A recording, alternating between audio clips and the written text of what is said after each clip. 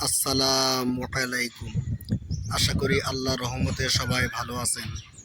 আজকে আমি যে গাড়িটা নিয়ে কথা বলবো, এই গাড়িটার মডেল অশোক লেল্যান্ড দোস্ত লিও পিকআপ। অশোক লেল্যান্ড দোস্ত লিও পিকআপ।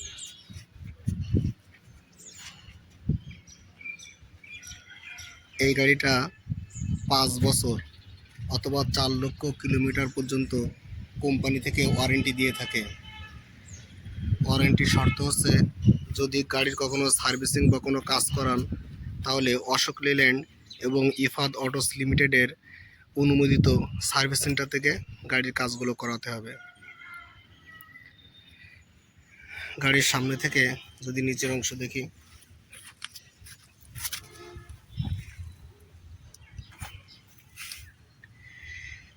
সামনের সাসপেনশনে লিফ স্প্রিং এবং হাইড্রোলিক শক অ্যাবজর্বার ব্যবহার করা হয়েছে।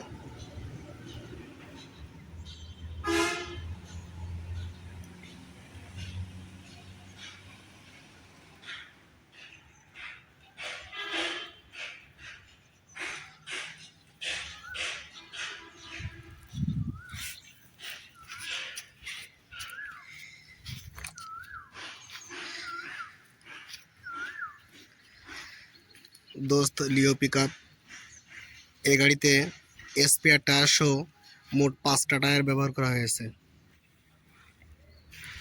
সামনে 2টা, পেছনে 2টা এবং স্পেয়ারে 1টা, টোটাল 5টা টায়ার। Wheel base 2350 millimetre.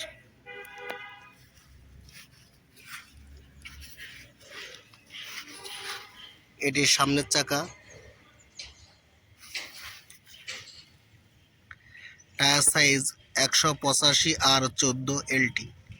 এই গাড়িতে যে টায়ারগুলো ব্যবহার করা হয়েছে সবগুলোই রেডিয়াল টায়ার বা তারের টায়ার।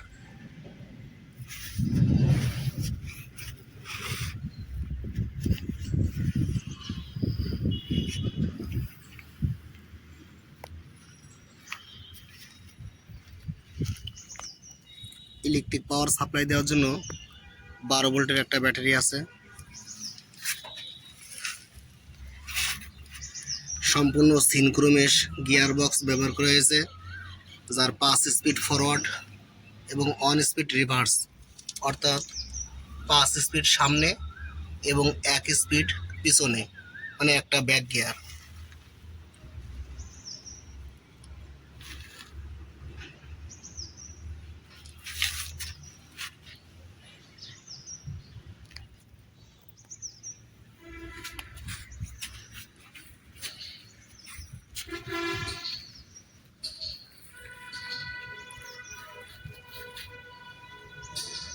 পিছনের চাকা,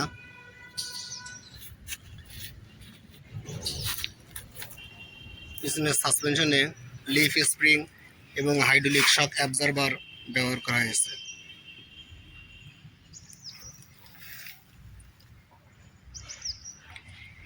গাড়ির সামনে এবং পিছনে উভয় চাকায় হাইড্রোলিক ব্রেক ব্যবহার করা হয়েছে, fully hydraulic dual circuit hydraulic break.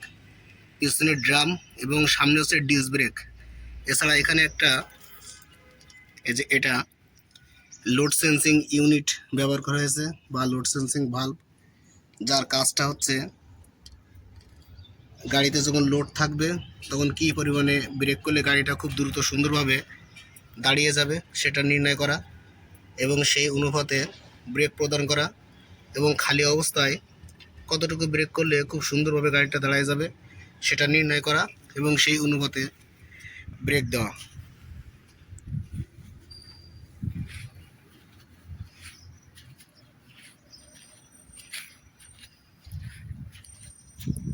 এটা গাড়ির পিছনের ভিউ।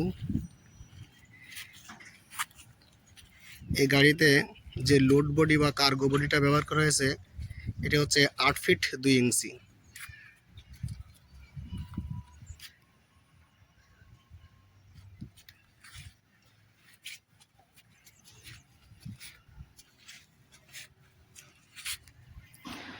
গাড়িটার পিছন থেকে যদি নিচের অংশ দেখি, স্পেয়ার টায়ারটা এখানে তার ক্যারিয়ারের সঙ্গে ঝুলানো অবস্থায় আছে। পিছনে লাইভ এক্সেল,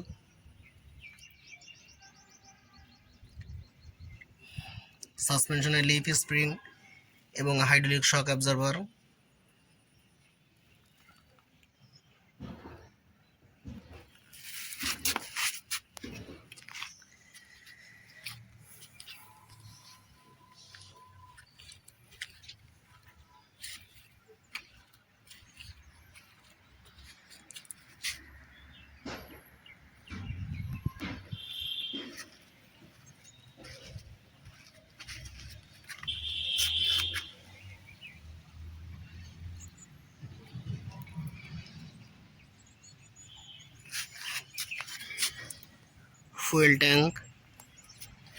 ফুয়েল ট্যাঙ্কটি সম্পূর্ণ মেটালিক এবং এই ফুয়েল ট্যাঙ্কের ডিজেল ধারণ ক্ষমতা 40 লিটার।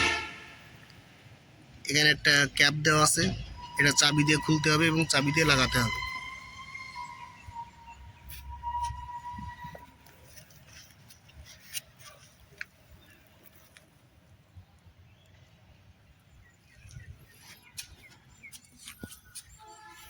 তো আমরা এখন গাড়ির কেবিনের ভিতরের দৃশ্যটা দেখব। লিও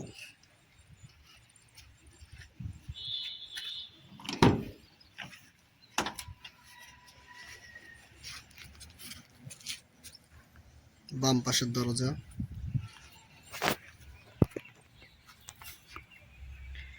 এটা সহকারী ড্রাইভারের সিট,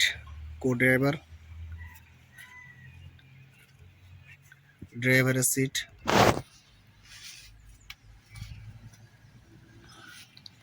এখানে একটা ডকুমেন্ট বক্স আছে।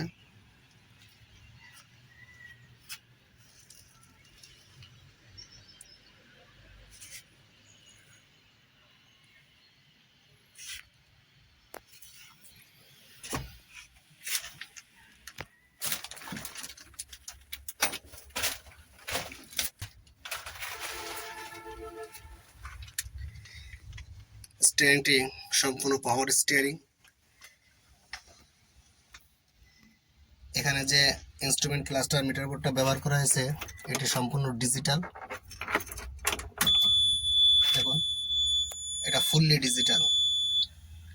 ড্রাইভারের প্রয়োজনীয় সকল সিম্বল এখানে দেওয়া আছে খুব সুন্দরভাবে।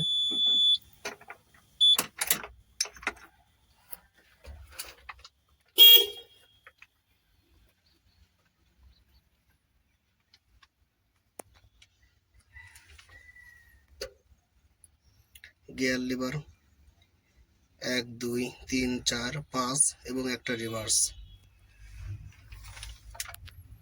এটা হচ্ছে হ্যান্ড ব্রেকের লিভার। কাটিং শ্যাফটের সঙ্গে হ্যান্ড ব্রেক ইউনিটটা ফিটিং অবস্থায় আছে। তো এটাই ছিল কেবিনের ভিতরের দৃশ্য।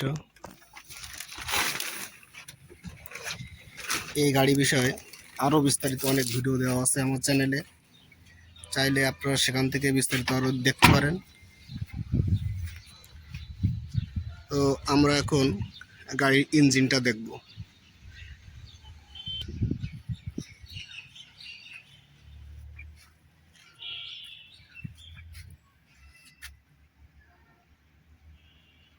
তো এটা হচ্ছে গাড়ির ইঞ্জিন।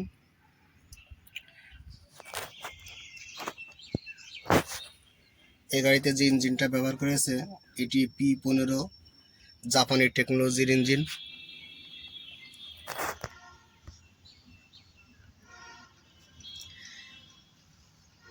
এই ইঞ্জিনের CC 1478 CC, maximum output power 45 horse power এবং maximum output torque 110 newton metre. এটি 3 সিলিন্ডার ইঞ্জিন। দেখুন, 1 2 এবং একটা 3। এখানে 3টা ইনজেক্টর দেওয়া আছে এবং এতে যে ফুয়েল পাম্পটা ব্যবহার করা হয়েছে এটা CRS common rail fuel pump, যেটা খুব দ্রুত গাড়িতে RPM উঠাই দেয়। অল্টারনেটর, সামনে আছে রেডিয়েটর। দেখুন এই গাড়ির ইঞ্জিনটা কিন্তু এই যে এখানে যে হেল্পার বা কো ড্রাইভার আছে তার সিটের নিচে এবং গাড়ির সামনে থেকে অনেক পিছনে। যদি কখনো দুর্ঘটনা হয়, আল্লাহ না করুক, তো গাড়ির ইঞ্জিনে কোনো আঘাত লাগবে না, ইঞ্জিনের কোনো ক্ষতি হবে না বা রেডিয়েটরের কোনো ক্ষতি হবে না। ইঞ্জিনটা অনেক পিছনে দেওয়া আছে।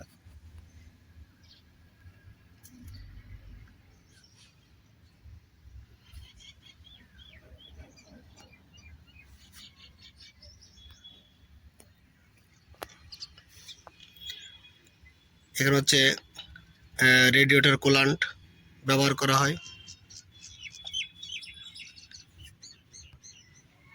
পাওয়ার অয়েল রিজার্ভার ট্যাঙ্ক।